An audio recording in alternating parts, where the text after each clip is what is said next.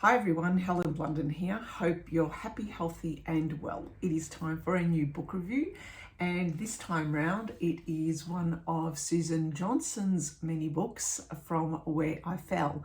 Now I recall seeing this book in the bookstore simply because I recall seeing the multicoloured book. So when I saw it at my local library on the bookshelves, I picked it out because I needed a book that I could get sucked into straight away. And I like the premise of the story between two women, one who is 52 and another is 65, who they've never met. And they've got this email correspondence between them.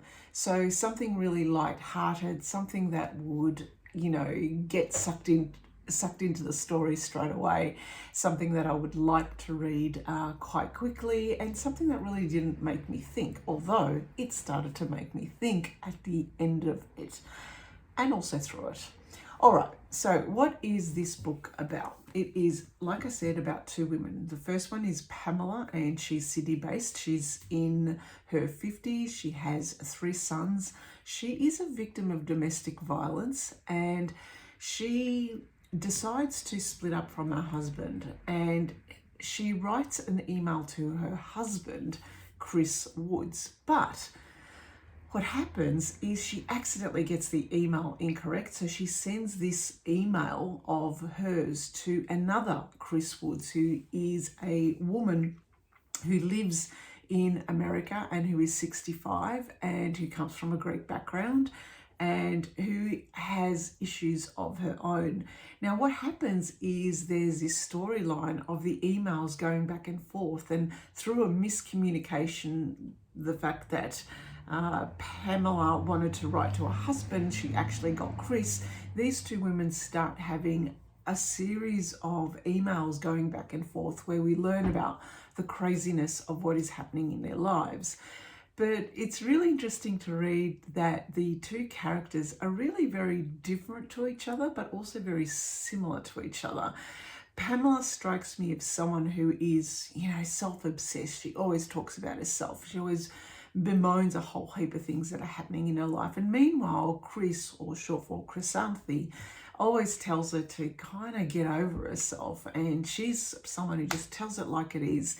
And sometimes you get this tension between the women, and it's just been really interesting to read how they interact.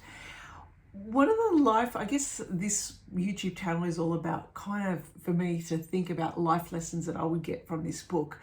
This would be an interesting book club book because of the different themes that are out there. The themes that I instantly see being are the life lessons around the importance of having real life friendships. And you, in a book club, I'm sure that you'd be able to argue back and forth whether online friendships are similar to real life friendships. So for me, it was a life lesson was thinking about friendships in their current forms, especially nowadays where a lot of our friendships are being done online, and so-called friendships between people who are actually strangers. Can you be a friend with someone who you've never met in person? Don't know. This is something you can argue at a book club. So there's that. So the theme of can strangers be friends? And the other theme of online communications, where now what we're seeing is a lot of people opening up a lot of their lives to strangers. And you get to a point where you've blurted out everything, but it might only be one-sided. You might see that some people don't return that, or you don't really know much about it. And one of these, I guess, glaring things that I got from this book is that Pamela was so willing to give out so much of her information. She even shared a photo of herself, whereas Chris actually absolutely refused to give a photo of herself. And that got me thinking about, would I trust someone who wouldn't give a photo of themselves when you've had this long-term conversation online with them? Again, a really good argument. So it got me thinking about how I also became friends with someone who I didn't have that photo, but when I met her, we set up a friendship. So there's this question of, can strangers become friends even though they hold a bit of something of themselves and don't show a photo of themselves? But then again, you can argue, would that photo be real or not? Anyway, so that is one of the life lessons. Do strangers, or can strangers be friends? The second one was around the importance of female friendships.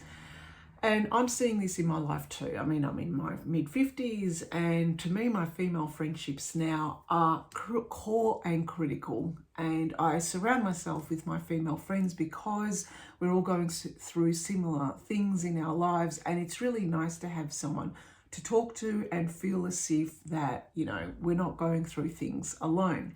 So seeing this friendship play out in the emails was very similar to what I'm going through with friends as well. There were elements also, I had to chuckle because I come from a Greek background, and seeing how Chris dealt with her crazy mum. Not that I've got a crazy mum, I adore and I love my mum, but I have heard and seen of people who had similar situations in their own families, and so that made me chuckle. It made me chuckle about the understanding also how people are trying to find themselves in some way. And Chris was also doing that, and she wanted to up and move from America and go and live in Greece, which she did. And she talked about the homesickness and far sickness. She talked about being wanting to not stay at home, wanting something else. So I learned a couple of new words, and those new words were Fernweh, which is German for eternally running away, and Heimweh, which is unable to find a home. So it was really interesting that I learned those two words. But at the same time, there were elements of truth and fact in the story with regards to a particular awful history of the place that Chris was going to stay at, which is a Greek village in called Kalivrita, which in 1943 the Nazis basically exterminated the entire male population. And it's a very well-known story in Greece. Everyone knows of this, and it is a place that I'd like to visit one day and see the memorials there, because the story is actually quite horrific. So through this, through the story, I did get a lot of life lessons, understanding one of Kalivrita, understanding that sometimes we're not homesick, we're actually far sick. We want to look at other places away from home as a way to find ourselves. The big theme in this book is, can strangers be friendships? There is another big theme which I don't want to share right now, but it is something that is a menace that is happening online, and which probably has happened to many of us, that leaves us really empty and really leaves us thinking, why would we have started this form of communication to get to that point? So I'm going to leave it there, because if I said anything, it'll be a spoiler, but it makes you think as to the prevalence of what is happening in online communications now. For me, I've gone through it myself, and I understand now if it happens again. I'm not going to blame myself. Actually, I'll probably blame myself for getting into it, but I certainly don't blame the other person. If anything, it's their problem. I'm not going to say anymore. Okay, that's it. So, Susan Johnson from Where I Fell. Great book, loved it, and would be a great, great book club book. Okay, over to you. Have you read this book? Have you had an email conversation with a stranger? Have you set up friendships with strangers online? What has happened? What do you think about the themes that are in this book? Okay then, thank you for listening and thank you for watching. Bye for now.